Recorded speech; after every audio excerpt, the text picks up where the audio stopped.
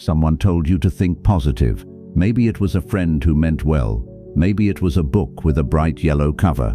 Maybe it was a coach, a therapist, a motivational reel that interrupted your scroll at 11 p.m. when you were already bone-tired and questioning everything. And you tried it. You really did.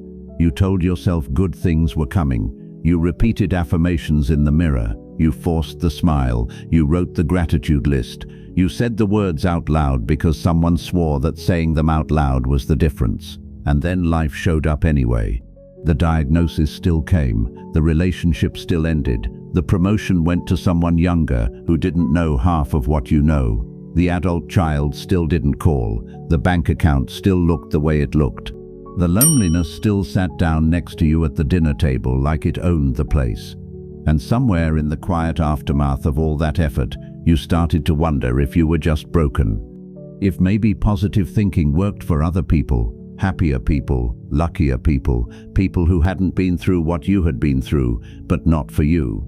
That thought is worth sitting with for a moment, because here is the truth that nobody in the self-help industry wants to say out loud. Positive thinking on its own is a lie. Not because optimism is bad, not because hope is worthless, but because they sold you half a philosophy and told you it was the whole thing. They gave you the feeling without the foundation, the surface without the structure, the paint without the wall. And walls take time to build. Walls take pressure to test. Walls are not built by people who simply believe they won't fall down. You have been lied to. Not maliciously, but completely. And today, that changes. Let me tell you about the version of yourself that exists in a parallel life. Same age, same history, same wounds, same regrets, same long list of things that did not go the way you planned. But something is different about this version of you. This version does not spend their mornings trying to feel positive. They spend their mornings thinking clearly. They are not chasing a mood, they are building a practice. And the results look like something you have been searching for your entire adult life. Steadiness, not happiness every minute, not relentless optimism, not the exhausting performance of being fine when you are not fine. Steadiness, the ability to look at a hard situation without flinching, the ability to act with intention when everything in you wants to react with emotion, the ability to speak with weight, with honesty, with something that people actually trust because they can feel that the words are backed by something real. That version of you is not out of reach, but to get there you have to understand why the thing you have been doing has not been working. Think about where you are right now. You are somewhere between 45 and 65, maybe beyond, and you have accumulated something that younger people simply do not have yet. You have accumulated evidence that life is unpredictable, evidence that pain does not care how positive your attitude is, evidence that some things you did everything right for still fell apart, evidence that the smile you wore for years in certain rooms cost you something you are still trying to name. You are not cynical, you are calibrated. And when someone hands you a philosophy that sounds like it was written for a 24-year-old who has never buried anyone, never rebuilt from scratch, never sat in a hospital waiting room wondering what their life is going to look like from now on, you feel the gap. You feel the gap between what they are selling and what you know to be true. That gap is not your failure. That gap is your wisdom trying to tell you something. It is telling you that you are ready for something deeper. Because here is what they never told you about positive thinking. Here is the part that got edited out somewhere between the bestseller list and the motivational reel. The Stoics, the men and women who gave the world one of the most durable philosophies ever written. They did not say think positive. They said something much harder and much more powerful. They said think accurately, not optimistically, not pessimistically, accurately. They said, align your thoughts with what is real, what is within your control, and what serves your highest self, and then, and only then, act from that place. And they said something else. Something that connects thought to action to word in a way that changes everything. They said that a person who thinks clearly will eventually act clearly, and a person who acts clearly will eventually speak clearly, and a person who does all three becomes someone that this world cannot easily shake. That is not a mood, That is not a morning ritual that you perform until you feel better. That is a way of being, and it is available to you right now. In the life you already have, with the history you already carry, with the body and the mind and the experience that is yours and no one else's. The question is not whether you can access it. The question is whether you are ready to stop settling for the half-truth they sold you and start building the real thing. Because the gap between where you are and where that other version of you lives, it is not as wide as it feels right now. It is 3 shifts. 1 in how you think, 1 in how you act, 1 in how you speak. And we are going to walk through all 3 of them together today.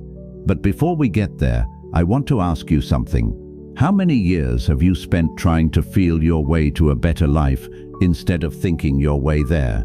How many mornings have you tried to manufacture a feeling that would carry you through the day, only to have the day knock it out of you by 10 a.m.?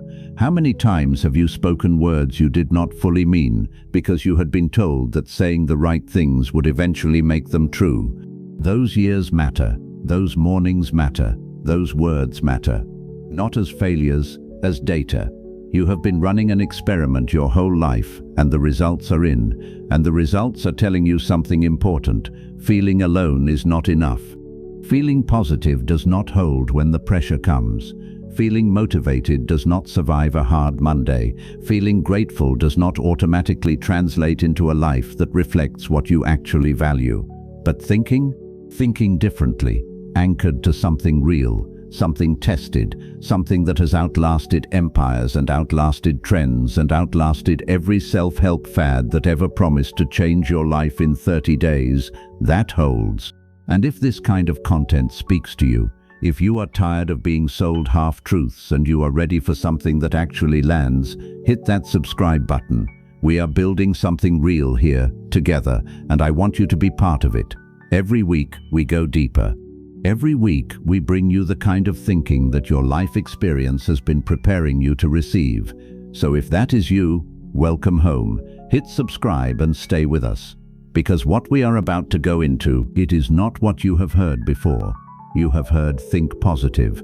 You have heard speak it into existence. You have heard fake it till you make it. What you have not heard, at least not delivered the way it needs to be delivered, in a way that respects everything you have been through, is this. Thought without discipline is noise.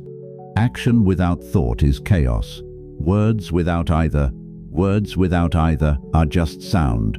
And you have heard enough sound. What you need is signal.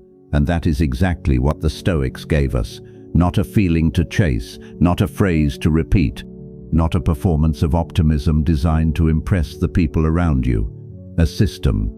A way of organizing the mind so that thought leads action, action produces results, and the words you speak are simply the natural expression of a life lived with clarity. That is what we are building today. Let me introduce you to someone. His name was Marcus Aurelius. He was one of the most powerful men who ever lived. Emperor of Rome, commander of armies, final authority over millions of lives, and every single morning he woke up expecting the day to be hard. Not because he was a pessimist, not because he lacked confidence, but because he had trained himself to think clearly instead of comfortably. He wrote in his private journal, a journal he never intended anyone to read, which is why it is so honest. He wrote words like this: begin the morning by saying to yourself, I shall meet with the busybody, the ungrateful, the arrogant, the deceitful, the envious, the unsociable. Read that again. The most powerful man on earth started his day by thinking about everything that could go wrong. Now, does that sound like positive thinking? No. Does it sound like a man who spent his mornings trying to manufacture a feeling that would carry him through? Absolutely not. And yet Marcus Aurelius is one of the most revered human beings in recorded history. Not for his power, for his character, for the way he led, for the way he endured. So what was he actually doing? He was not being negative, he was being prepared. There is a difference between those two things that most people have never been taught. Negative thinking says, everything will go wrong and I cannot handle it. Prepared thinking says, things will be difficult and I am ready. One drains you before the day begins, the other arms you. And here is where the Stoic reframe lives, the thing that changes everything once you really let it in. Positive thinking, as it is usually sold, asks you to control your emotional state before you have done the work of controlling your mind. That is backwards. You cannot reliably feel your way to discipline, but you absolutely can think your way to it. And once the discipline is there, once the thinking is clear and structured and honest, the feelings follow. Not perfectly, not every day, but they follow. That is the order. Think first. Act from that thinking. Speak from that action. Not the other way around. Here is a story most people do not know. James Stockdale was a United States Navy pilot who was shot down over Vietnam in 1965. He was held as a prisoner of war for over 7 years. He was tortured repeatedly. He spent time in solitary confinement. He lived in conditions that would break most people's minds before their bodies ever gave out. He survived. And when he came home and people asked him how did you hold on? How did you keep going? He said something that stopped most people cold. He said the ones who did not make it were the optimists, the men who kept saying, "We will be out by Christmas." And then Christmas came and went. "We will be out by Easter." And Easter came and went. Those men, he said, died of broken hearts because they had put their faith in a feeling, hope built on an artificial timeline, instead of building their endurance on something that could not be taken away. What Stockdale did instead was something the Stoics would have recognized immediately. He separated what he could control from what he could not. He could not control how long he was there. He could not control the guards. He could not control the conditions, but he could control how he thought about each day. He could control his dignity. He could control the small choices that added up over time into a man who came out the other side not just alive, but whole. Stockdale later said he never lost faith that he would prevail in the end. That is not the same as positive thinking. That is disciplined thinking paired with sustained action and words. Even the private words he spoke to himself in the dark, that reinforced who he had decided to be, not who the circumstances were trying to make him. Think about that. In 7 years of captivity, with every external pressure imaginable trying to rewrite his identity, he refused, because his thinking was structured, because his actions were aligned with that thinking, because his words, even his inner words, even the way he talked to himself when no one was listening, were anchored to something real. That is what we mean by think, act, speak, not a mantra, a method. So let us break this down practically, because you do not need more inspiration, you need a framework. The Stoics believed, and this is the central idea, the one worth sitting with, they believed that the only thing you ever truly possess is your own mind. Not your reputation, not your body, not your relationships, as much as you love the people in them. Your mind, and the quality of your life is almost entirely determined by what you allow to live inside that mind. Marcus Aurelius called this the ruling faculty, the part of you that decides how to interpret everything that happens. When something hard hits you, the ruling faculty decides whether that thing is a disaster or a challenge. When someone lets you down, the ruling faculty decides whether that makes the world untrustworthy or simply confirms that people are imperfect. When you face a setback at 52 or 58 or 64 that you never anticipated, the ruling faculty decides whether that is the beginning of the end or the beginning of the next chapter. The ruling faculty is trainable. That is the news. That is the thing nobody told you when you were 30 and building a life on feelings and hope and the assumption that things would work out if you stayed positive enough. Your mind is trainable at any age.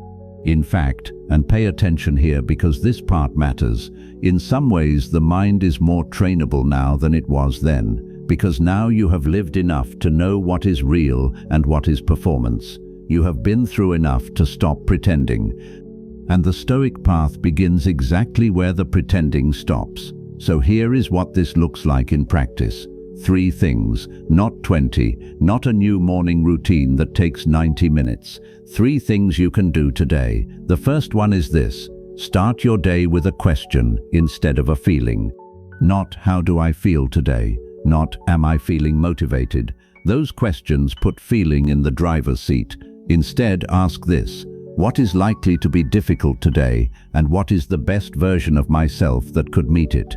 That is it. One question. It takes 30 seconds. But it reorients the entire morning. You are not chasing a feeling, you are building a posture. The second thing. Choose your words deliberately, starting with the words inside your own head. Notice what you say to yourself when something goes wrong, not to judge it, not to be harder on yourself than you already are, just to notice it. Because the Stoics believed, and they were right, that how you narrate your own experience to yourself becomes the lens through which you experience everything. If your inner voice says, "Of course this happened to me, nothing ever goes right," that is not honesty. That is a story, and stories can be rewritten. Start noticing the story. That is the whole second step. Just notice it. Awareness comes before change, always. The third thing. Take one action today that is aligned with who you are trying to become, not how you currently feel. Not a huge action. It does not need to be dramatic. Maybe it is making a phone call you have been avoiding. Maybe it is getting outside when every part of you wants to stay in. Maybe it is saying something honest to someone who matters to you, something you have been holding back. One action, chosen by your thinking, not dictated by your mood. That is the cycle. Think clearly, act from that thinking. And let your words, the words you speak to others and the words you speak to yourself, be the natural expression of a mind that is finally running the show. Not your fear, not your fatigue, not the version of you that formed in harder times and never got updated. Your mind, trained, grounded, honest. That is the work.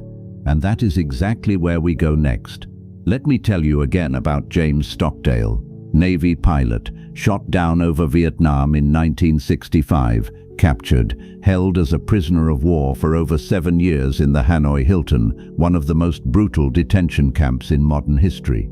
He was tortured, repeatedly. He had no way of knowing if rescue would ever come. No timeline, no guarantee, no reason by any measurable standard to believe things would end well. And here is what he said when they finally did end well. He said the ones who did not make it were the optimists, not the tough ones, not the cold ones, the optimists, the men who said to themselves, "We will be home by Christmas," and then Christmas came and passed, and they said, "We will be home by Easter," and Easter came and passed, and eventually their hope caved in, because it was not hope grounded in reality, it was hope grounded in feeling, in wishful thinking, in the expectation that positive emotion alone would produce a positive outcome.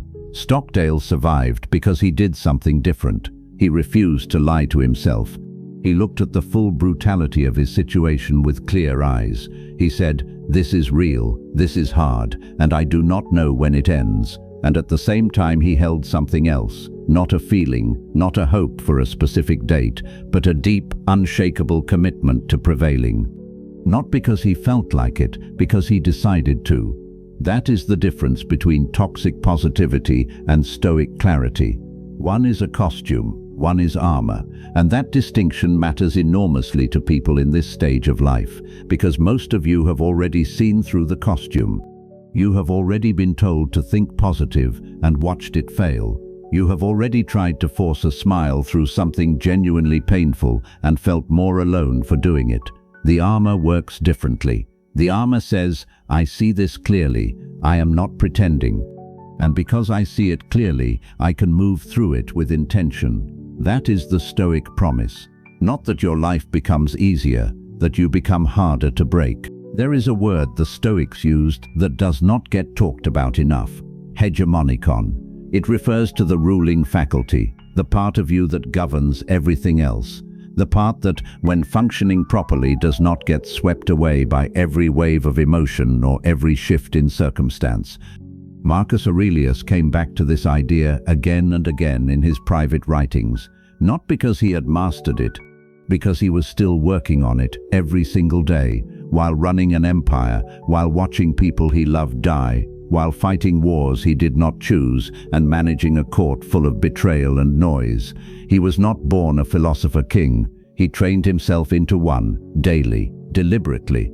And the thing he trained was this ruling faculty, the capacity to think before he reacted, to choose the interpretation before it chose him, to speak from that chosen place rather than from whatever was currently happening inside his chest.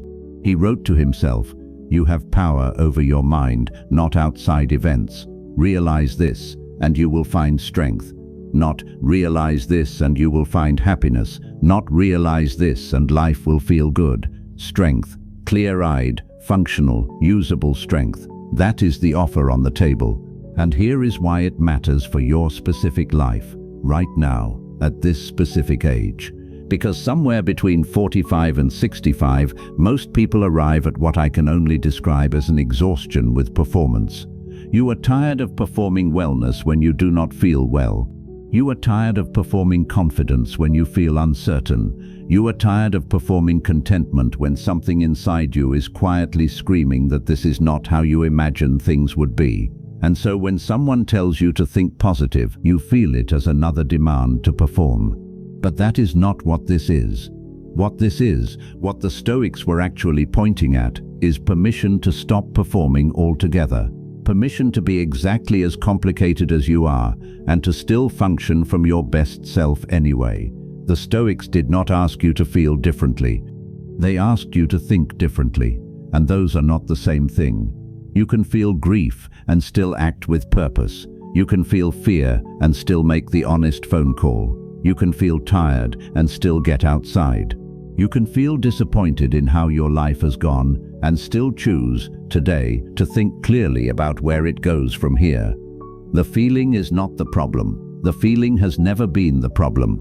The problem is when the feeling becomes the sentence, when the emotion becomes the verdict and you stop questioning it. The Stoics believed every emotion carries a judgment inside it, a built-in story about what something means. Anger says, "This should not be happening." Grief says, "This loss is permanent and it defines me." Anxiety says, "The worst outcome is the most likely one." Those are not facts. Those are interpretations, and interpretations can be examined, not suppressed, not denied, examined. That is what think clearly actually means in practice. Not forcing yourself to feel good. Asking yourself what story is currently running and whether that story is actually true. Back to something more immediate.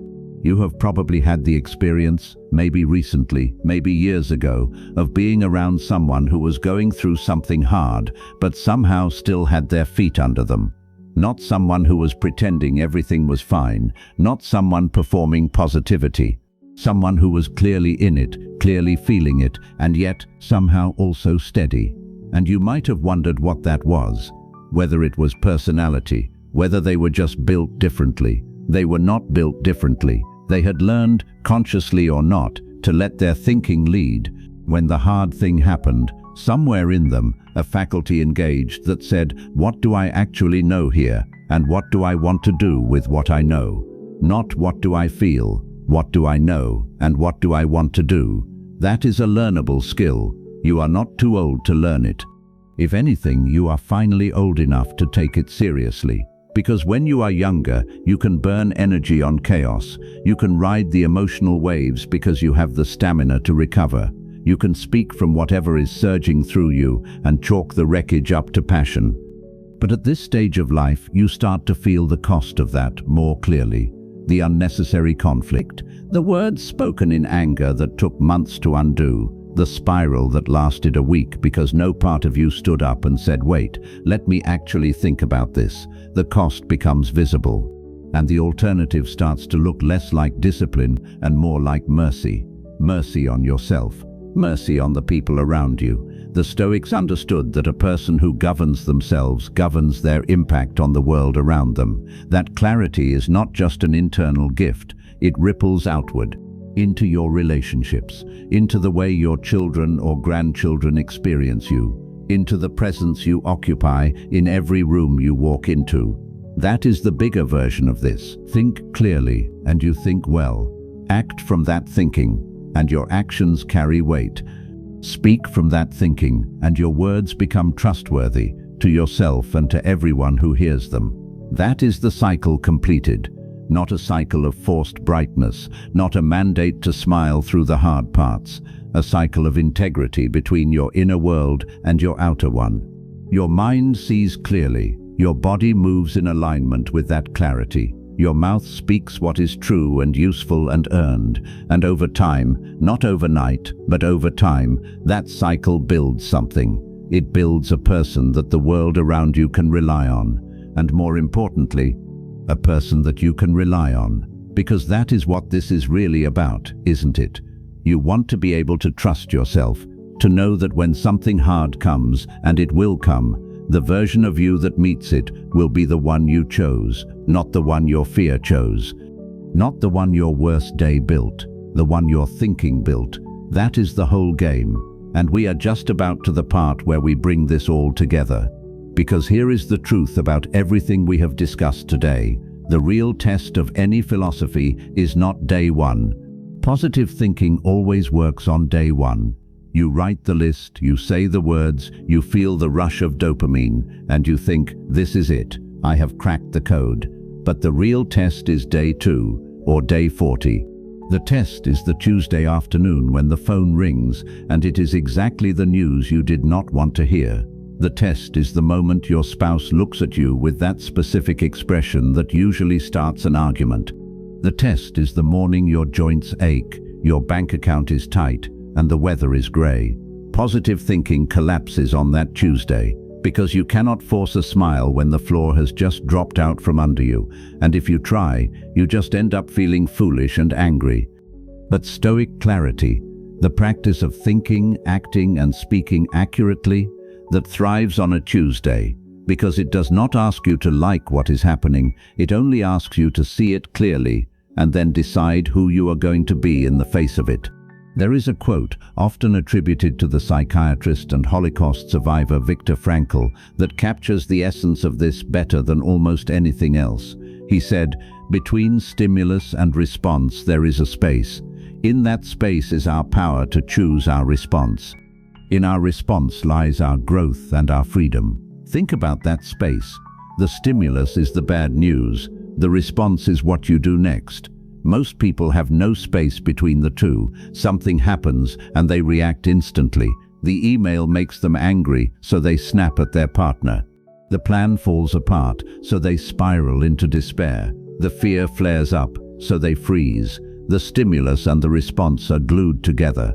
But the ruling faculty we talked about, the hegemonicon, its entire job is to pry those two things apart, to create that space. When you start your day by expecting things to be difficult, you are widening the space.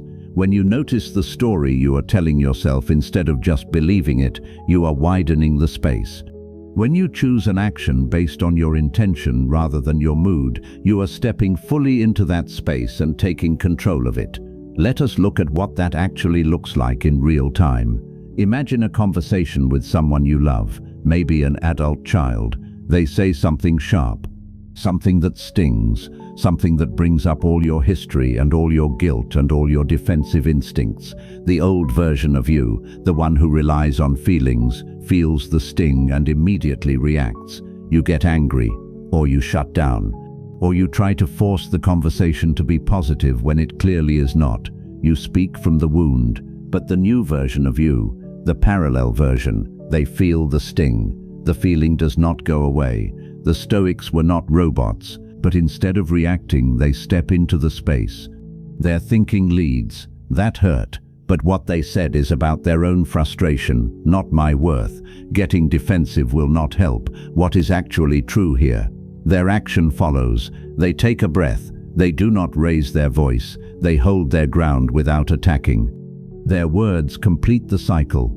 I hear that you are angry. I am not going to argue with you right now, but I love you, and we can talk about this when we are both calm. Do you feel the weight of that? Do you feel the steadiness? That is not a person who is frantically trying to manifest a better relationship. That is a person who is anchored to the floor. You cannot tip that person over. And becoming that person does not require you to heal every wound you have ever carried. It does not require you to go back and fix the past. It only requires you to claim that space, today, right where you are. So here is the final shift, the one that locks the other three into place and makes this a practice you can actually sustain. You must stop waiting for the feeling. You do not have to wait until you feel brave to act bravely. You do not have to wait until you feel confident to speak with authority. You do not have to wait until you feel healed to start building a life that is steady. If you wait for the feeling, you will be waiting forever. Because feelings are weather. They blow in, they sit heavy for a while, and eventually they blow out. You cannot build a foundation on the weather. You build it on the rock, and the rock is your mind. Think accurately. See the world exactly as it is, without the story, without the despair, and without the fake smile. Act intentionally. Take the one small step that aligns with your highest self, even when your body is heavy and your mood is dark. Speak truthfully. Let the words you say, to the mirror, to your spouse, to your children, to your colleagues, be anchored in reality, not performance. Think, act, speak. That parallel version of you we talked about at the beginning. The one who has the exact same history, the exact same scars, but walks through the world with an unshakable steadiness. They are not a fantasy. They are just you, a few thousand intentional choices from now. They are you, deciding today that the performance is over.